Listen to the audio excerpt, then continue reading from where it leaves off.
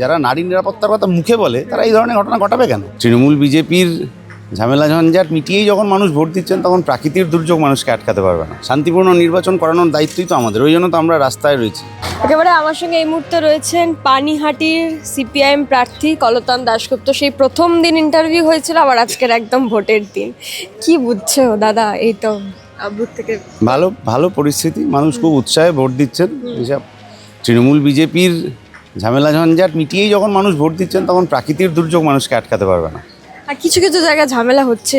হ্যাঁ, কিছু কিছু জায়গায় তৃণমূল জমায়েত করেছে কাউন্সিলর একে তাকে দিয়ে, কিছু জায়গায় বিজেপি ঝামেলা করার চেষ্টা করেছিল, কিন্তু এইখানের মাটিতে বামপন্থীদের যা শক্তি আছে আমরা সেটা প্রতিরোধ করে দিতে পেরেছি। একদম সন্ধ্যে 6টা অবধি সেটার প্রতিরোধ হবে। দাদা, এই ভোটের লাস্ট প্রচারে যে একটা কাণ্ড দেখলাম, সেটার প্রভাব কি ভোটে পড়বে? 100 বার। পাড়ার একটি বাচ্চা মেয়ে পাড়ায় জন্মেছে, বড় হয়েছে, তাকে বাইরের দুষ্কৃতীরা এসে বিজেপির ঝান্ডা ধরে মেরে দিয়ে চলে যাবে, তার প্রভাব ভোটে পড়া উচিত তো।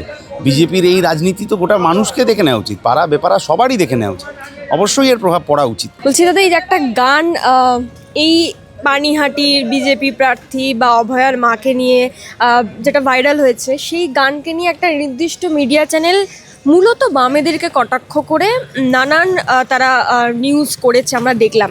এটাকে নিয়ে আপনার কি মত বা কি বলবেন? কোন মিডিয়ার চ্যানেল কার থেকে পয়সা খেয়ে কী করছে সে আর আমি বলবো কী করে? সে যার নুন খেয়েছে তারই গুণ গাইবে। বিষয়টা তো দেখেছেন। দেখি আমরা সবই, কিন্তু সব বিষয়ে তো রিপ্লাই করার দরকার হয় না। এটা কি আমরা নিজেরা কখনো রুচিহীন আক্রমণ করি না। কেউ যদি রুচিহীন আক্রমণ করেনও, শালীনতার সীমা লঙ্ঘন করেনও, তাকে সবসময় আমরা উত্তরও দিই। এটাই বামপন্থীদের রুচি, এটাই পশ্চিমবাংলার রুচি। যারা এইগুলো করেন তারা করেন তাদের রুচিহীনতা, সেটা তো আমাদের কিছু করার নেই। অভয়ার ন্যায় বিচার নিয়ে গান, এটা বামেরা করছে, এটা কি করে প্রমাণিত হলো? বহু মানুষ করেছেন তো নানা রকম গান, নির্বাচনের সময় নানা রকম গান, নানা রকম প্রচার ইত্যাদি হয়।